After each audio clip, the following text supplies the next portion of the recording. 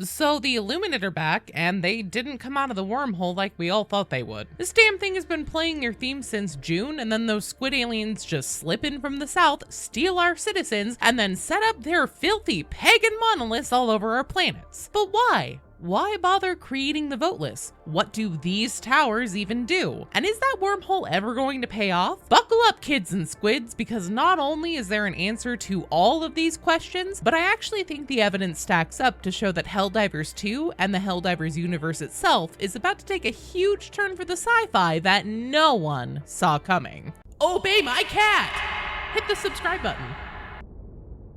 To understand what the Illuminate are doing now in Helldivers 2, we have to know the history of their race and the events that played out leading to their eventual defeat in the First Galactic War. Long before that damn fish crawled out of Earth's primordial soup that would eventually lead to us having to pay space taxes, the Illuminate were already an advanced and developing species. They have millennia's worth of a jump on humans at the whole existing thing, and they conquered the Milky Way over time and reigned more or less supreme as the dominant sentient species of the galaxy. The Illuminate, whose name for themselves is the Squith, made gargantuan developments in energy and electrical-based technology and also in artificial intelligence. Eventually, their society developed to the point where their entire species was overseen by an artificial entity known as the Great Eye, with a council of the most intelligent and enlightened of their species disseminating the will of the Great Eye to the rest of their people. Their society was very rigid and in a lot of ways mirrored the culture of humanity united together under the banner of Super Earth. Helldivers 1 lore refers to the Great Eye as monitoring the Illuminate people for any signs of what would essentially be behavior or thought crimes in their society. Back on planet Earth, as humans developed, it became clear that we were having a pretty rocky start. Human history and our major wars in real life all exist in the Helldivers timeline. Somewhere between the year 2015 and 2044, Earth had a massive war that involved a global exchange of nuclear weapons, and parts of Russia, Alaska, Canada, and the entire United Kingdom were rendered completely uninhabitable. The citizens of Earth began to rebuild from the remnants of this war and created a new unified population with concentrated pockets of area where people lived known as megacities. These survivors of the last Great War came together to form a single world government, and thus Super Earth was born. Sometime after this last great human war, but before the year 2044, the Illuminate made first contact with the humans of Super Earth and offered their friendship and cooperation. It's unclear if humanity or even just the leaders of Super Earth were aware that the Illuminate had been surveilling our species before approaching us, but it's not entirely unlikely that the Illuminate had seen humans as having passed a great filter by not completely annihilating themselves in nuclear war, and even more hopeful, were able to come together and unite as an entire people. Humans and the Squith enjoyed an unknown amount of time in harmony, but somewhere along the lines the relationship soured. Super Earth accused the Illuminate of having bombs capable of destroying entire planets with a single weapon deployment, and obviously found this to be a potential immediate threat. They launched an initial attack in self-defense in the year 2044, and the Illuminate and Super Earth officially found themselves at two opposing sides of the First Galactic War. For 40 years the war raged on, and the Illuminate proved themselves to be a terrible and deadly opponent on the battlefield. Largely this was thanks to their incredible technological superiority, but in the end, liberty, freedom, and the valor of the SEAF Helldivers won the day, safeguarding the future of managed democracy, despite the Illuminate's impressive array of weapons in their arsenal that we see them deploy even to this very day in the ongoing Second Galactic War. Energy shields, deadly electric weapons that automatically fire only when an enemy is in proximity, literal UFOs, the Illuminate are well armed and able to cut through our defenses pretty easily, even though we have stratagems and weapons at our disposal that mimic their own. Did you ever notice that? The personal energy shield backpack is similar to the shield that protects the Illuminate harvesters. The guns the Overseers fire look like they shoot projectiles not completely unlike the Plasma Scorcher and the Punisher plasma. Our arc throwers and Tesla towers are pretty obviously a one-to-one copy of the Illuminate Tesla tower, and there's a reason for that. No, not lazy game game design. At the end of the First Galactic War, when humanity triumphed over the squid aggressors, we forced the Illuminate to sign a treaty. In exchange for not wiping their entire race off the face of the galaxy, Super Earth demanded that the advanced species hand over all their technology that could have any military applications. Their method of FTL travel, shields, weapons, even things like the dark fluid that we use to destroy the planet Meridia, which has resulted in the developing wormhole in that sector of space. Once the Illuminate complied with Super Earth's demands, we have two different versions of history point blank told to us in Helldivers 2. Everyone knows the Illuminate were wiped out after the First Galactic War.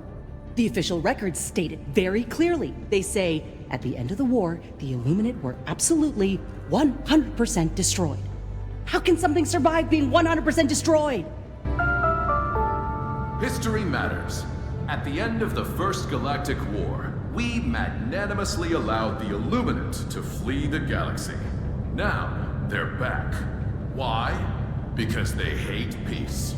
So, which is it? How do these two pieces of information and what we're seeing in the environments and mission in Helldivers 2 itself reconcile with each other? The reality is, most likely, both statements are true, in their own way. Remember, the Illuminate was a race that seems to have been controlled by an advanced, true artificial intelligence called the Great Eye. So it's entirely possible that the organic life forms of the Illuminate race were completely destroyed during the war. Helldivers of the First Galactic War, after all, did even fight the prestigious council members themselves, and all that was left behind was the advanced AI to discuss the terms of surrender. If that is what happened, after turning over all the information it had pertaining to Illuminate technology, Super Earth may have allowed this last vestige of the Illuminate society to leave the galaxy, presuming it certainly offenseless and probably defenseless too without an army to its command. This AI left the galaxy and began its work resuscitating the squid species through genetic engineering. Let's skip ahead to the current galactic war of Helldivers 2. What we see of the Illuminate now is a paltry number of organic squith, with a slightly higher number of roaming AI robots, and the bulk of their forces being made up of the new entity called the Voteless. And this is where it's demonstrated to us that the Illuminate do in fact have sophisticated knowledge of genetic manipulation. The Voteless are humans that have been abducted by the Illuminate, and the information we get in the game tells us that they have been quote-unquote mind controlled into what are effectively zombies devoid of freedom or their ability to vote. But when you see the Voteless in game, it's incredibly clear that this isn't a simple mind control tactic. Their eyes glow blue, the same as the actual Illuminate overseers. Their skin is beginning to take on the same dark purple that the skin under the carapace armor of the overseers seemed to be. The faces of the Voteless themselves have been twisted and mutated, some obviously either taking to the process much better or developing faster than the others, and taking on actual squid-like features. When you shoot them, the blood that comes out of the Voteless is bright blue. These people haven't just been subjected to a form of mind control, their actual biological makeup has been tampered with, which is a really strange choice and a much more intensive process to dealing with your enemy. P.S. Since I began writing this script, we've actually gotten confirmation that genetic manipulation is exactly what's happening in the game itself. Abducting citizens,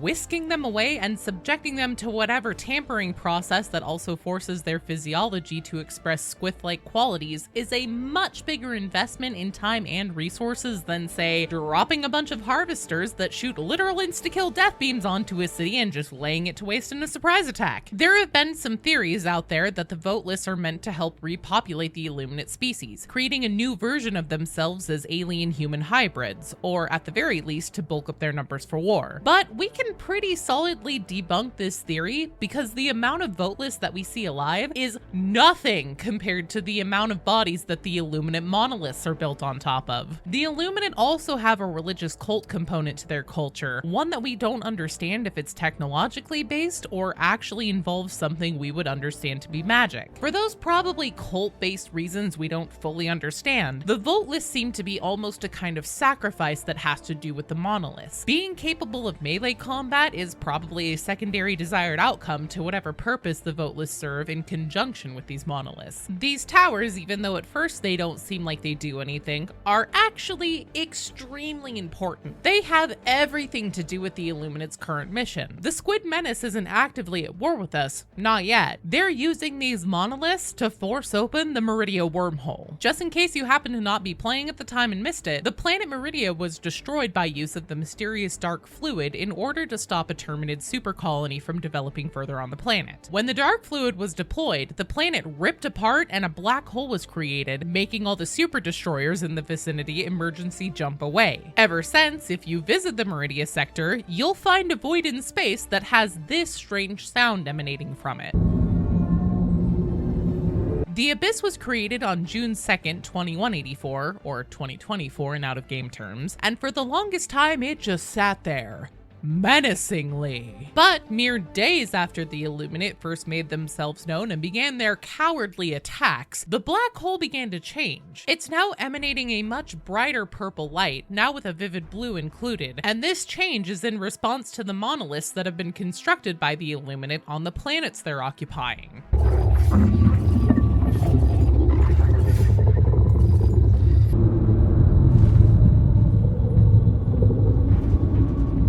These monoliths make the same sound that we hear coming out of the Meridia singularity. The Illuminate have been abducting citizens to turn them into sacrifices for their bizarre structures that are somehow communicating with and/or forcing open the wormhole. It's all part of their plan for revenge that they've been brewing for the last 100 years. Yep, the Illuminate are behind everything. Alright, so I know I'm about to get told to face the wall, but I do need to address the very likely scenario that Super Earth hasn't been completely forthcoming about exactly where the dark fluid came from. We do know it was 100% for sure of Illuminate origin, but what we've been told is that it was found on an Illuminate planet after the First Galactic War. However, Super Earth hasn't ever admitted that the majority of technology they've developed or iterated on after the Illuminate surrender was in fact turned over by them. This dark fluid material likely wasn't stumbled upon by accident, but instead intentionally turned over by the Illuminate, and they would have known exactly what they were handing to Super Earth. Remember, it's confirmed that the Illuminate were surveilling humans before First Contact was fully initiated. The Illuminate also spent 40 years fighting humans in a vicious war, as well as observing their behavior in a war on 2 other fronts against the bugs and the cyborgs. As a super intelligent race that values knowledge, they would have been recording, calculating, and drawing conclusions based on these observations. The point I'm driving at here is that the Illuminate gave Super Earth the dark fluid on purpose. They knew exactly what it was and that humans wouldn't be able to resist using such a powerful tool if they felt they had an opportunity and a reason to deploy it. So the dark fluid was delivered and the Illuminate disappeared for the last 100 years to work on rebuilding their species,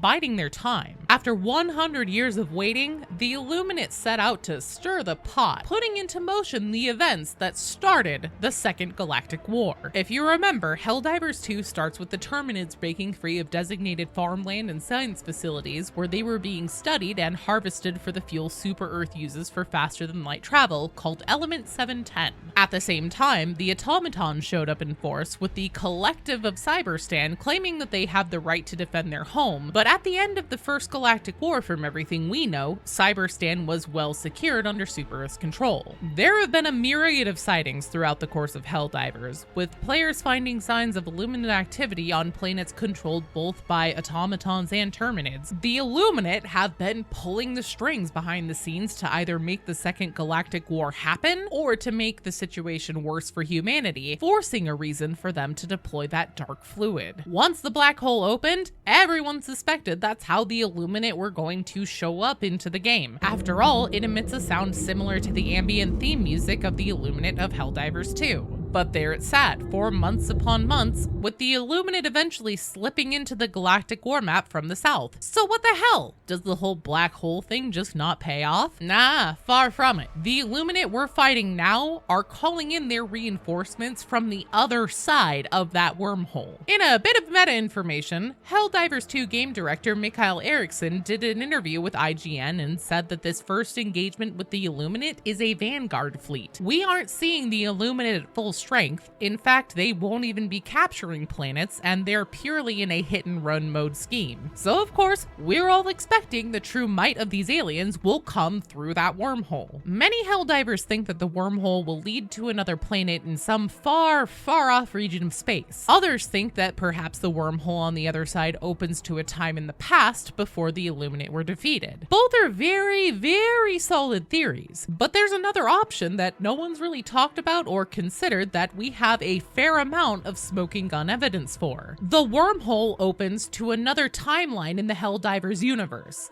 one where the Illuminate won the first galactic war. I know, I need to face the wall. This is treason. I'm reaching. I've heard it all before. Hear me out. There's one very compelling story reason why this wormhole would open to an alternate timeline where Super Earth lost the first galactic war and the Illuminate instead won. And that's because it makes both potential endings of Helldivers 1 canon. Helldivers is a really unique franchise. The outcome of each campaign is shaped by the players themselves, dictated by their involvement and how well we coordinate on a mass player scale, and the major orders and storylines are informed by the conversations we have with each other within the community. Not only is this insanely cool and unlike any other video game I've ever played, it's difficult to pull off on the developer's end, and it also means you have to be really careful to not just outright invalidate the input of your fan base. This has been true since Helldivers 1. In Helldivers 1, the first galactic war was played multiple times over. Each time the war itself was either won or lost, the map was reset and a new version of the first galactic war began. That's why having the wormhole open to a different timeline makes so much sense. There is already a Helldivers multiverse that was created by the very nature of how Helldivers 1 was played. Creating a situation in Helldivers 2 that makes both potential endings of Helldivers 1 canon honors all the player input over the years that fans contributed to the game. It makes every galactic war that was fought in the original game matter. Yes, we opened Helldivers 2 with the version that I think everybody can agree we all wanted to see. Super Earth won the first galactic war, but it maintains all the options to revisit the enemies and outcomes of the versions of the first galactic war where Super Earth did not win. Now, aside from the fact that the first Helldivers game itself created a multiverse situation, there's a lot of inconsistencies within Helldivers 2 that point us to dealing with more than one version of history. The first is that the Super Earth seen in Helldivers 1 by planet geography alone isn't actually planet Earth itself. I mean, check them out side by side. That Helldivers 1 Super Earth is absolutely, without question, not even close to the same Super Earth of Helldivers 2. And before you tell me there was a retcon or that the Helldivers 1 Super Earth was always intended to be our real-life planet Earth, but they just didn't have the time or budget or whatever to make the glowbook accurate, losing the first galactic war in Helldivers 1 actually triggers a cutscene that tells you outright that Super Earth is not the real-life planet Earth. Old Earth is what we know as Super Earth in Helldivers 2. The Helldivers 1 and Helldivers 2 Super Earth planets cannot be one and the same, especially not if the timeline that we're currently in for Helldivers 2 ends with Super Earth having won the first galactic war. There's also the fact that Mega City 7 is supposed to be located where we know New York City is, and yet the opening cinematic of Helldivers 2 actually shows us that that region is completely without dense population, and the mega city we see seems to be somewhere in the region of Detroit. Other inconsistencies include non-meta in-universe Super Earth logos and materials depicting things like Earth having the Mediterranean Sea, other times that same sea being missing, and also displaying Super Earth government as having a core of 3 buildings or 4. On top of all that, there's also the color change for the representation of the Illuminate faction. This is weird and always stood out to me once I noticed it on the Helldivers wiki, but now I realize it could totally be indicating to us that we're dealing with 2 completely different versions of the same enemy, like a visual way to signal Universe A and Universe B. In fact, now that the Meridia black hole is really shifting and changing dramatically, we see that not only is there a purple surrounding it as there has been since it was formed, but there's now also a blue color mixed into the swirling around it as well. Instead of any of these inconsistencies just being sloppy misdetails, it very well may be that they were intended to be signals to us that we aren't experiencing a world that has just one true version of history. You know, aside from the whole Super Earth itself can't be trusted to tell the truth thing. So when the rest of the Illuminate do show up, we may be looking at a version of them that actually triumphed over Super Earth and the Helldivers, which is a really frightening prospect. What do you think? I want to hear what you think is on the other side of that wormhole and what we'll see from the Illuminate when the rest finally do show up. Come on by and join our Discord or drop by a stream to chat theories and lore. Thanks so much for watching, and I hope to see you when I dive in to spread managed democracy and defend freedom. A huge thank you to my supporters, Leah S. over on Patreon, and YouTube channel members Rue on Top, Comadre, Daniel Gerber, Big Guy, Living Zombie, David Stoddard, The Communist Crusader, Wolf271, Adrian Zamudio, Macrove, Yin, Greg C, Gloriously Newbie, Alaska Hockey, Migs, and Hunter.